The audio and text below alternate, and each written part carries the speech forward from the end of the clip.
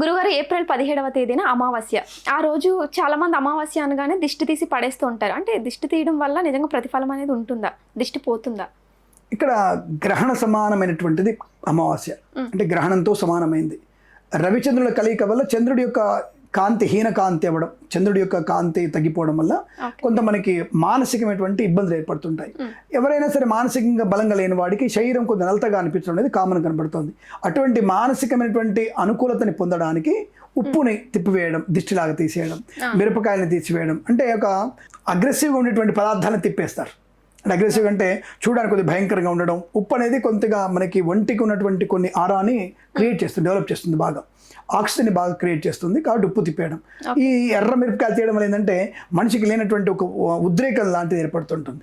అంటే ఉద్రేకం కలిగించడమే, అంటే మానసికమైనటువంటి తక్కువ డౌన్గా ఉన్న వ్యక్తుల్ని ఉద్రేకంతో మంచి ఒక పరిపక్వంగా తీసుకురావడం, ఒక దాని ఏమంటారంటే ఒక సైంటిఫిక్గా చెప్పాలంటే మీకు ఎనర్జెటిక్గా తీసుకురావడం. దానికి ఉప్పుకి మిరపకాయకి ఆ తత్వం ఉంది కాబట్టి కొంతమంది నిమ్మకాయతో కూడా తీస్తుంటారు. అది నిమ్మకాయ తీసి అనేది వ్యాపారస్తులు పెడతారమ్మా. అంటే ఒంటికి చేసేటువంటి దిష్టి తీయడం అనేది వేరు, షాప్కి తీసే దిష్టి వేరు, ఇంటికి తీసే దిష్టి వేరు. ఇంటికి అనేది పండు గుమ్మడికాయ కొట్టడం, బూడిద గుమ్మడికాయ కట్టడం, షాప్కి అయితే ఒక నిమ్మకాయ తిప్పేసి బయట విసిరేయడం, దాంట్లో పచ్చిమిరపకాయలు కుచ్చి దానికి కట్టడం, ఇవన్నీ కూడా జీడి గింజలు కడుతూ ఉంటారు. ఇలాంటివన్నీ అమావాస్యలో చేయాల్సిన అవకాశం ఉంటుంది.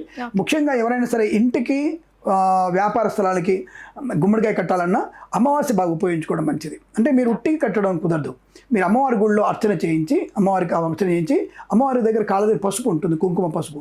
ఆ పసుపు కుంకుమని మనం గుమ్మడికాయ మీద ఏం చేసుకొని ఒక బ్యాగులో పెట్టుకొని జాగ్రత్తగా ఇంటికి తీసుకొచ్చేసి అక్కడ మనం దాంట్లో కట్టేసి తాళ్ళు కట్టేసి వేలాడదీస్తే అమావాస్య రోజు చాలా మంచి ప్రయోజనాన్ని పొందుకునే అవకాశం ఖచ్చితంగా ఉంటుంది. కాబట్టి మీరందరూ కూడా మీరు బూడిద గుమ్మడికాయని ఇలా అమ్మవారి గుళ్ళో అర్చన చేయించి కట్టుకున్న వారికి తప్పకుండా మీకు ఈ దిష్టి పోయకూడదు.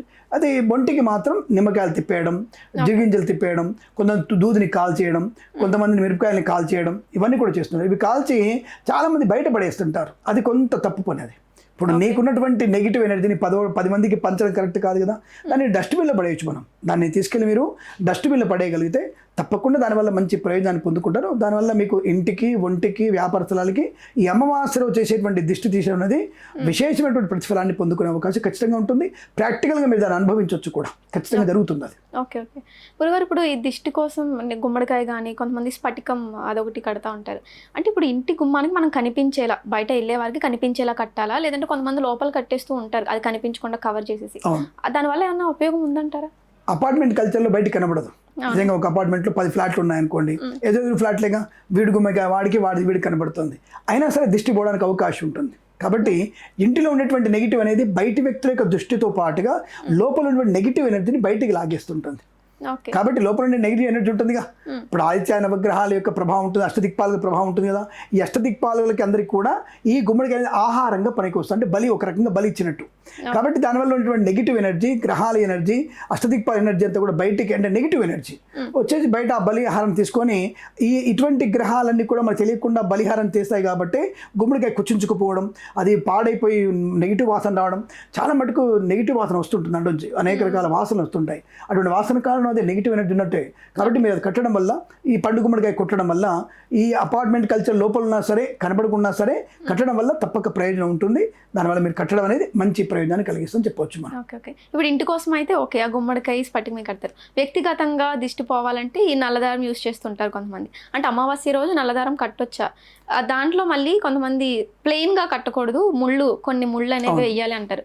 అది దాని గురించి కొంచెం వివరంగా చెప్తారు. ఒకటి ఏంటంటే ఇందాక స్ఫటికం గురించి మాట్లాడుకున్నాం మనం. దాని గురించి మళ్ళీ ఒకసారి మీకు స్ఫటికం అనేది ఒకళ్ళ ఇంట్లో ఎప్పుడైనా సరే ఒకటి గుర్తుపెట్టుకోండి, విద్యా సంబంధ ఆటంకాలు వస్తున్నప్పుడు, భార్యాభర్తల మధ్య సమస్యలు వస్తున్నప్పుడు, పిల్లలు వక్ర మార్గం పడుతున్నప్పుడు మాత్రం పట్టికం కట్టాలి.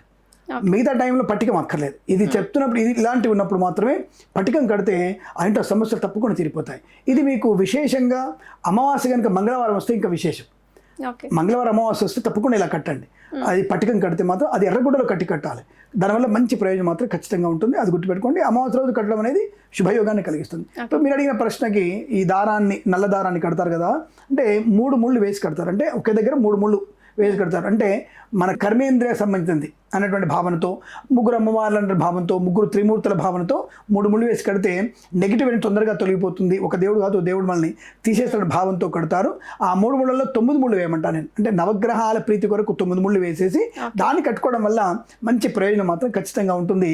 త్రిమూర్తుల ముళ్ళ కన్నా నవగ్రహాల 9 ముళ్ళు వేయడం వల్ల మీకు చాలా మంచి ప్రయోజనం ఉంటుంది. అలా 9 ముళ్ళు వేసి కట్టుకోవడం వల్ల ప్రయోజనమే. బట్ కాలికి, ఎడమ కాలికి కట్టాలి, కుడి కాలు కట్టాలనే విషయం కాదు. కాలు కట్టకూడదు, దాన్ని ఖచ్చితంగా మీరు ముంజేతి కట్టుకోవాలి. ఆడవాళ్ళు కనపడకుండా ఉండాలనుకున్నప్పుడు నడువు కట్టుకున్నా కూడా మంచిదే. అంటే మొలతాడులాగా ఉంటే నష్టమే లేదు. ఆడపిల్లలు మొలతాడు మీరు చిన్నప్పుడు చూసే ఉంటారు, ఆడపిల్లలు చిన్నప్పుడు కూడా మొలతాడు కడతారు ఆడపిల్లలకి. కాబట్టి మొలతాడు తప్పకుండా కట్టుకోవచ్చు, దానికి ఎటువంటి ఇబ్బంది లేదు. ఓకే గురు, అంటే అమావాస్య రోజు కట్టుకోవచ్చు. ఓకే గురుగారు, శుభమస్తు, అఖండ ఐశ్వర్యమస్తు. నమస్కారం. ప్రేమతో మీ కిరణ్ శర్మ.